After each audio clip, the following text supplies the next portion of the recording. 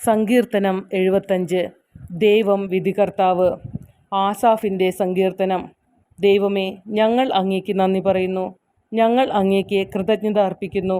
ഞങ്ങൾ അങ്ങയുടെ നാമം വിളിച്ചപേക്ഷിക്കുകയും അങ്ങയുടെ അത്ഭുത പ്രവൃത്തികളെ പ്രകീർത്തിക്കുകയും ചെയ്യുന്നു.